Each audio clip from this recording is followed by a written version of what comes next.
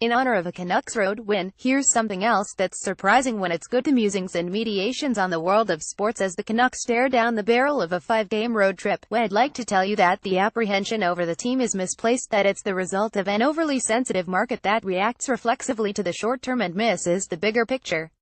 The problem is we can't. The Canucks' issues should be obvious to even their most ardent supporters, but their win in Ottawa at least revealed the template they have to follow this NHL season. It starts, as it generally does, with goaltending.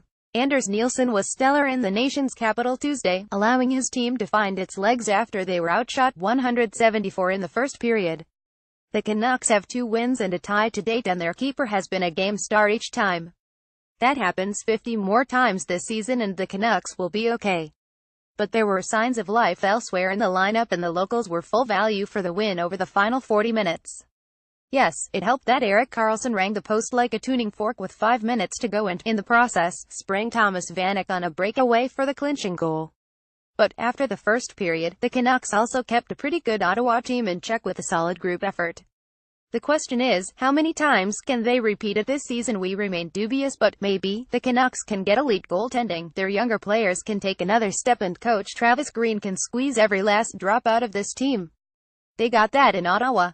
We should know by the end of this road trip if they're capable of delivering that game on a consistent basis. This says so much about Steve Nash. Before Golden State's home opener against Houston on Tuesday, the Warriors invited Nash to be part of their ring ceremony for their 2017 championship season. Nash, who's listed as a player development consultant with the Warriors, has worked extensively with Kevin Durant, who calls him his Yoda. But he declined to attend Tuesday night, telling the New York Times this is their moment.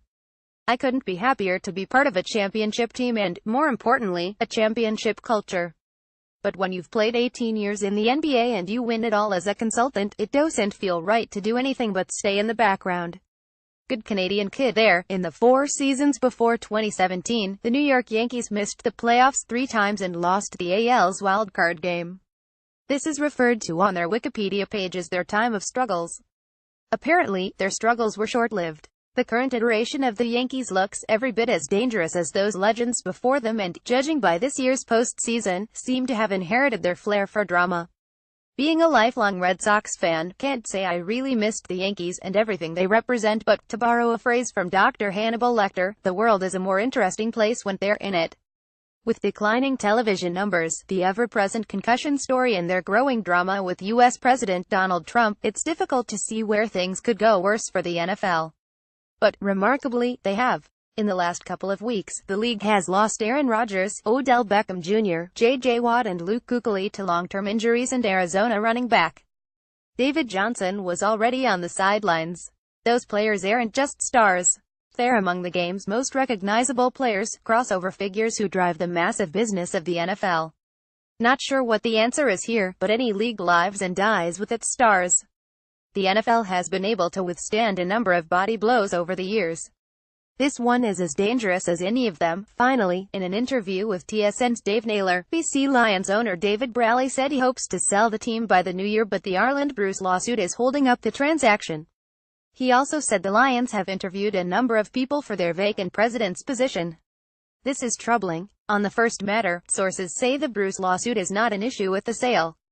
As for the second, how can the Lions be interviewing for a new president when Braley is trying to sell the team? As we've mentioned, there's a belief that Braley will hang on to the Lions for another season, and his actions don't exactly dispel this theory.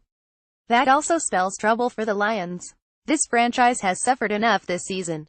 They will miss the playoffs for the first time in 2 decades. The market seems to have tuned them out too.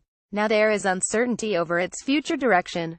Despite all that, the Lions are still close to being competitive. The core of the team, Solomon Elimimian, Brian Burnham, Jeremiah Johnson, Jonathan Jennings, a couple of others, are good players and character individuals.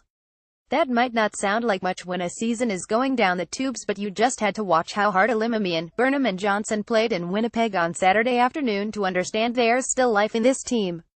Jennings, of course, is a different matter, and whoever's running the show next season has to make his rehabilitation the team's top priority. But, whatever else he is, he's still only 25 and he has all the tools. There's a good quarterback there somewhere. The point is the Lions aren't that far off. They need a new vision for the team and a new direction, but there are pieces in place. You just hope the next regime, whoever that is, can build something around what's already there. Wills at postmedia.com, twitter.com, Wills on Sports. Click here to report a typo. Is there more to this story? We'd like to hear from you about this, or any other stories you think we should know about. Email vantips@postmedia.com.